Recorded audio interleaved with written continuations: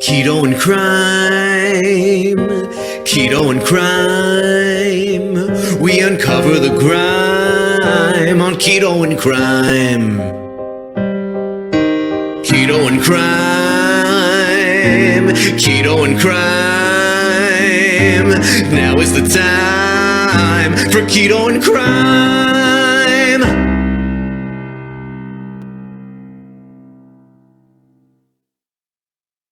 Hey everyone, Tracy here from Keto and Crime. Thank you so much to every single one of my patrons and channel members. You make this possible.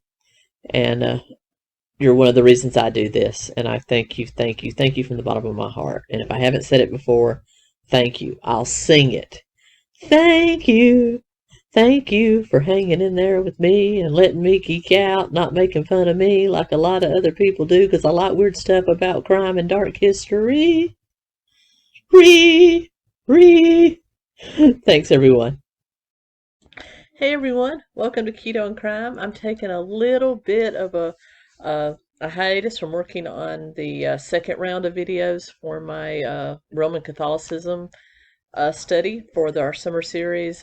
Coming up soon will be part 2 of the overall history video dealing with the Dark Ages or Middle Ages through the Renaissance, and then as one-off videos to further explain things that happened during that time period, we will have videos on the Borgias.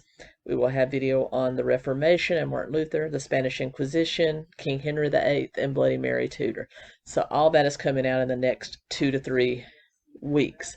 But kind of piggybacking off of our study, since the Roman Catholic Church is the largest purveyor of education and medical services, such as they own the most hospitals, they own the most schools, both college and secondary, I thought that we needed to delve into the decision that was handed down by the Supreme Court on Tuesday. Now, the Supreme Court is we're expecting decisions on about 13 cases from the Supreme Court this month. And just today, they released a notification that they would be extending the decision days from just Tuesday and Wednesday to now adding Thursday and Friday, which means I believe they're about to drop the majority of the classes with the Dobbs case, that is, the one in which we fully expect them to reverse Roe v. Wade, will be hitting on Friday. And I think they're just going to end their session and get the heck out of Dodge. Can't blame them.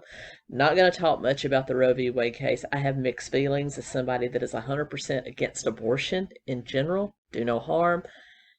I have mixed feelings on it. I'm pro-life, but I'm also pro-choice, that it's none of my business. But I'm also a constitutionalist that believes that certain things are reserved for the state. So it's just one of those muddled things that I'm not going to state an opinion on. So I have very mixed feelings on it.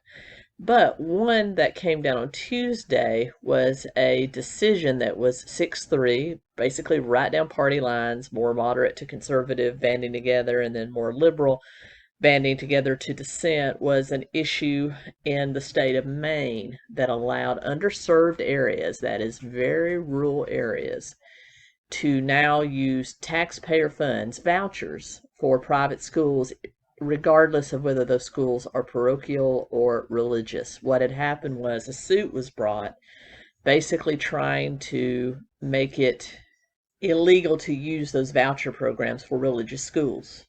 But what the Supreme Court has said is that it doesn't matter, that it is a parent's choice law.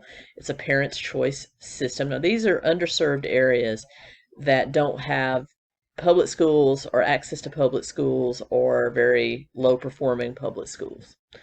And they were allowing parents to get a voucher to pay for a private education, but they had issued a state law saying that those schools that they choose cannot be religious, hence holding up what they thought was the separation of church and state. And I'm fully agree. I don't want religion in my government. I don't want government in my religion. But I do agree with the court on this issue, because those voucher systems are essentially giving people back their tax dollars, or a portion of it, to then have some school choice for their children. And I am for individual rights pretty much bar none. And so they have now ruled that it doesn't matter if the school is religious. If the vouchers will pay for private schools, which they would, they will pay for private secular schools, that they also have to allow the parents to use that money, which is their tax money flowing back to them, to pay for religious schools if that's where they choose to send their child. So that's the decision, and you're going to see a whole lot of screaming about how they're breaking down separation of church and state. Now, if they had said that straight up taxpayer money was now going to fund a Catholic school or a Methodist school or a Baptist school, yeah, I'd be all up in arms, because no government in my religion, no religion in my government.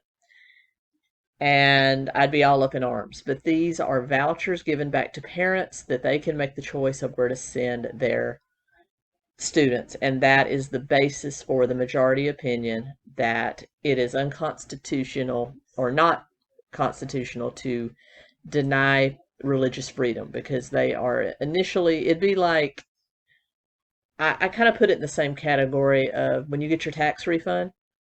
If you want to make a donation to your church or synagogue or temple, the government saying no, because that once flowed through the government, you can't use it to give to your church. I put that kind of in the same category, because what's a tax refund? It's a rebate or a refund based on the taxes that you paid.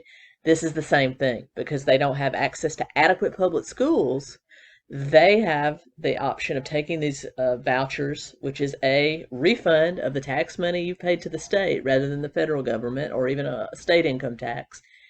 And now you can choose where to send your child. So saying you can't use that because you want to send little Tommy or Sally to the Catholic school, to me, is very, very wrong, and it's getting the government too far into families' decisions. So this is not a breakdown of separation of church and state. It's just allowing families the ability to use their money to send their children where they want to send them. And you know how you solve it? Get some adequate public schools built in these areas, then you don't need the program. But that's a decision for another day. So don't allow, the whole speculation about, oh, church and state break it. No, that's not the case. I agree with the Supreme Court 100% on this decision, and I think it's a good one. And all the better for a child being able to be sent where they feel the most comfortable. So if you're in a Catholic family, send your child to a Catholic school if that's what you want to do. So that's a very good decision. And since we're studying the Catholic Church and they are the largest, purveyor of education, I thought it was, fed right into that. So I hope you enjoyed this little breakdown, my opinion, the breakdown that the world is not coming to an end and the sky is not falling. But I will be back very, very soon with the next Catholic video, as well as a little true crime palate cleanser. And I will see you very soon. Until next time, Keto and Crime out.